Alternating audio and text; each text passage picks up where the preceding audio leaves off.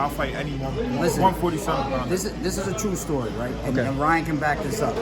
We were training for a fight, okay? We were gonna fight in 2 weeks. Harold Calderon's opponent pulled out. Ryan called us, said, yo, Harold's opponent pulled out. Pete was still 8 or 9 pounds heavy. He's like, cause we weren't ready to fight yet. He said Harold Calderon's opponent pulled out. I went to Pete, I said, yo, you wanna fight on Saturday? You wanna fight Harold on Saturday? This is like a Tuesday. He's like, let me check my weight. That's it. It was like, yes, absolutely. He doesn't turn down fighters. Yeah. It's not if, it's when. Like, he's gonna, whoever, whenever, he's a real fighter. He's a real deal fighter. It's not picking and choosing. You say, how do you match up with Danny Garcia? He doesn't even know how to answer it because he doesn't even think about it. He goes, I want to fight Danny Garcia, that's it. It doesn't matter what fighter he does, Like whoever, Danny Garcia, he's more like I'll fuck Danny Garcia up. That's my answer to the question. Wait, so why didn't the Harold Calderon fight happen? Harold Calderon fight? I don't know. We call Gary Lewis. He don't want to fight me. All right, I'll have to ask Gary or Harold. One of them. Gary's a friend of mine. Okay. The person. I honestly, I don't even recall. And Harold's also a friend of mine. Yeah. He's not a friend of mine, and he doesn't want to fight me. And they're like, they don't want to be bullies, but he don't want to fight. I love him. He's pussy. Damn. Okay. Well,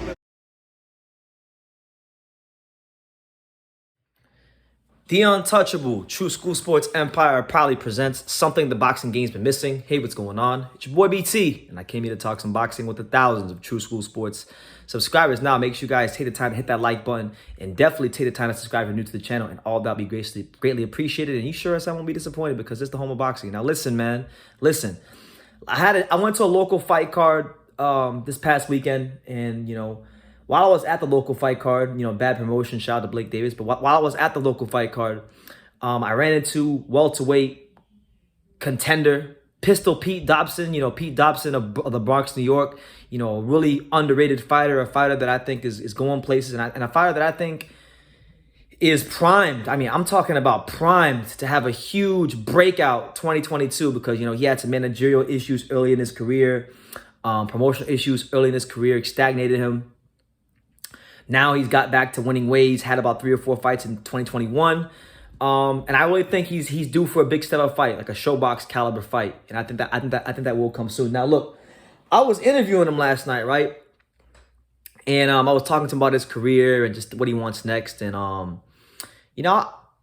interesting bit of information was surprisingly dropped to me in the interview, information I never heard before. And that was the fact that apparently, so there's another, for those of you who don't know that are watching this video, there's another welterweight prospect / contender in Miami named Harold Calderon. He's like 25-0, been fighting locally for a long time. I like Harold. Harold is a friend of the channel, been to like 4 or 5 Harold Calderon fights. So I'm very familiar with Harold Calderon. He's familiar with this channel. He's watched videos before on True School Sports. Apparently, according to Pistol Pete Dobson, Harold Calderon was looking for an opponent. He had a fight coming up. Pistol Pete Dobson was offered a fight with Harold Calderon on 2 weeks' notice. He said yes, and apparently the fight didn't happen. And now, according to Pistol, and I'm only quoting Pistol Pete. These are my words. The words were in the interview from earlier this week. The words were that Pistol Pete said that Harold Calderon is acting like a pussy because he ducked me and he don't want to fight me. So now I have a lot of questions because Harold Calderon's a fighter that I've watched for a long time, and he's been talking a lot about wanting to win world titles and be at the top of boxing and scale be a factor in the welterweight division. And I feel like a fight with him and Pete Dobson will be a great fight for the both of them, a great prospect building fight. 2 talented young undefeated fighters. 2 talented young undefeated fighters who regularly fight in South Florida. This would have been a perfect fight to make. So I got a lot of questions to ask Harold Calderon, and you bet you I'll be asking them, but I'll tell you this, man. I'm just being objective, removing my feelings because I'm cool with both of them. I've had good experiences with both of them.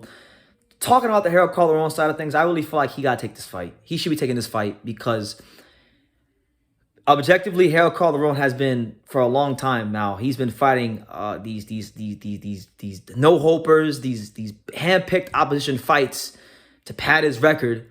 And he's been fighting a lot of these Argentinians that have been coming from Argentina. And look, I like Harold Calderon. I want to see him become all he can become in boxing. But no more Argentinians, man. No more Argentinians. No more Central American journeymen. None of that stuff, man.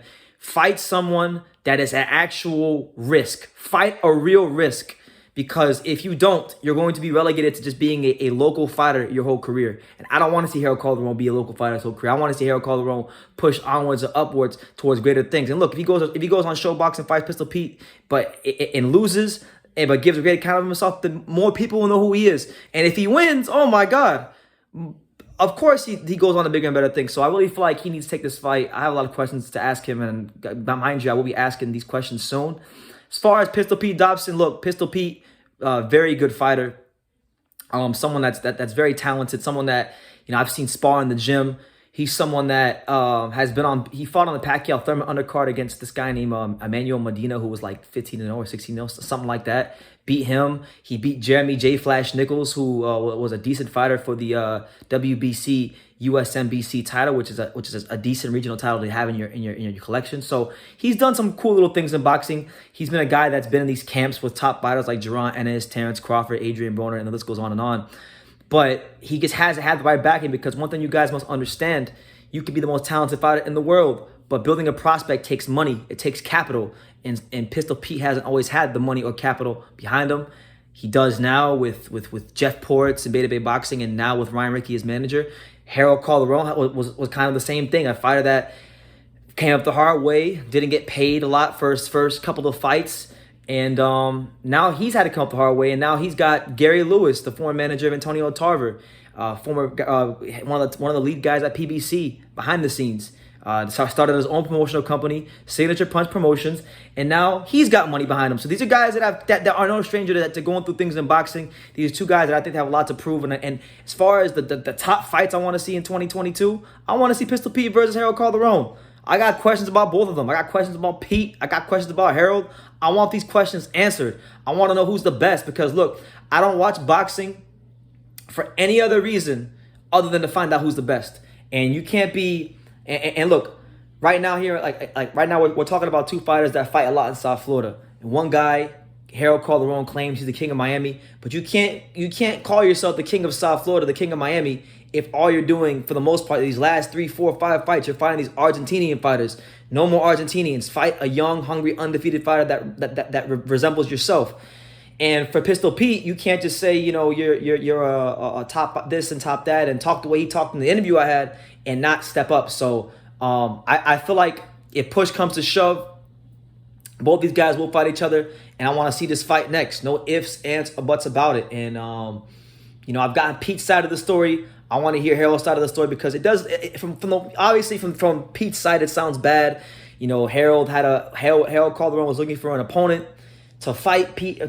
He didn't have one. They offered Pete to fight, supposedly on 2 weeks' notice. Pete said yes. Then it got back to Harold, and apparently Harold and his team said no. So something's not right. We need answers. We need answers in the ring, and we need answers out the ring. But this is a good fight. You got the hard, the ferocious style. Because I think Pistol Pete Dobson is one of these fighters where he does a lot of things very, very good. A very well-rounded fighter. He's not like a flashy fighter, but he'll come and fuck you up. He's the kind of fighter that as the rounds go on, he gets better and better, stronger and stronger, and his punches get sharper.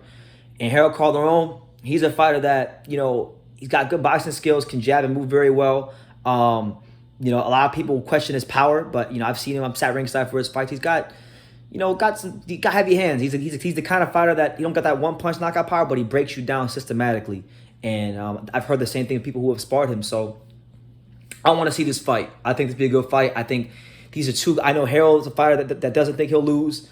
I know Pete's a fighter that doesn't think he'll lose. These are two strong-minded individuals. These are two prospects looking to become top contenders. These are two guys that are very seasoned in the pros. These are two guys that have went through their hardships in their career. And these are two fighters that I know are going to talk a hell of a lot of shit at the press conference. So that's why I think it'll be a good fight. I like to see this fight on Showbox next year. I think it'd be a great fight locally here in South Florida, because Harold Calderon's a big ticket seller. Pete's developing a bit of a fan base now because he's fought 3 or 4 times here in South Florida. So make this shit happen, man.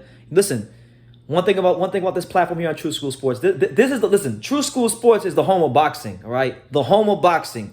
There may be people with more subscribers, there may be people with more views, but ain't nobody talking this boxing shit like I'm talking this boxing shit. So we're gonna force this fight to happen. I want to see this fight happen. Neither fighter has any excuse to not make this fight happen.